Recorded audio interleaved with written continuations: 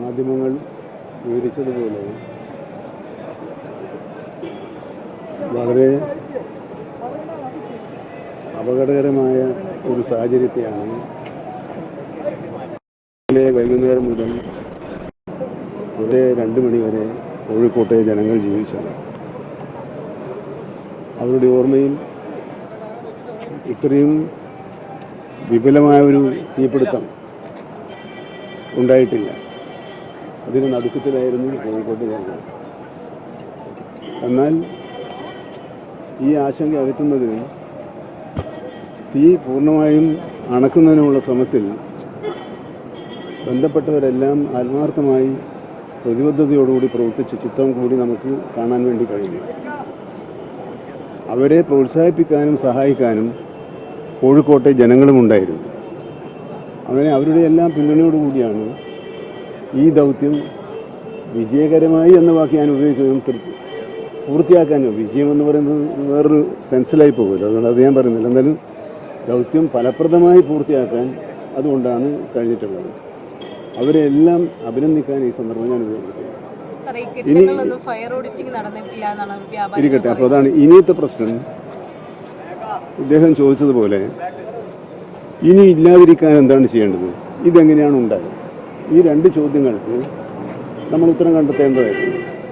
അതിനുള്ള പ്രാഥമിക പരിശോധനകൾ ഇന്ന് ഏതാനും മിനിറ്റ് സമയത്തിനകം തന്നെ ആരംഭിക്കും. ചീഫ് സെക്രട്ടറി ജില്ലാ കളക്ടറോട് അടിയന്തരമായ റിപ്പോർട്ട് നൽകാൻ വേണ്ടി ആവശ്യപ്പെട്ടിട്ടുണ്ട്. ജില്ലാ കളക്ടർ അതുമായി ബന്ധപ്പെട്ട് ഫയർഫോഴ്സ് തുടങ്ങിയ സേനാ വിഭാഗങ്ങളോട് അവർക്ക് പറയാൻ വേണ്ടി പറഞ്ഞു. നഗരസഭയും ഇന്ന് വിദഗ്ധ സമിതി യോഗം ചേർന്ന് എന്തെങ്കിലും പാളിച്ചകളോ പോരായ്മകളോ ഉണ്ടായിട്ടുണ്ടോ എന്ന് പരിശോധിക്കുന്നുണ്ട്. അങ്ങനെ സർവ്വതല സ്പർശിയായ പരിശോധനകളിലൂടെ വീഴ്ചയുണ്ടെങ്കിൽ വീഴ്ച തിരുത്താനും വീഴ്ചയ്ക്ക് ഇടവരുത്തിയവരാരെങ്കിലും ഉണ്ടെങ്കിൽ അവരെ മേലെ നടപടിയെടുക്കാനും മനഃപൂർവ്വമായ എന്തെങ്കിലും സംഭവിച്ചിട്ടുണ്ടോ എന്നത് മറ്റൊരു തരത്തിലുള്ള പരിശോധനയും എന്ന് പറഞ്ഞാൽ ഞാനത് പറയുന്നില്ല. എല്ലാ തരത്തിലുമുള്ള രഹസ്യ പരസ്യ പരിശോധനകളിലൂടെയായിരിക്കും ഈ വിഷയത്തിൽ സർക്കാർ ഒരു അന്തിമ തീരുമാനിക്കുക. അതിന് കാലതാമസമൊന്നും ഉണ്ടാകാതെ ചെയ്യണം എന്നുള്ള നിലക്കാണ് കാര്യങ്ങൾ മുമ്പോട്ട് പോയിക്കൊണ്ടിരിക്കുന്നത്.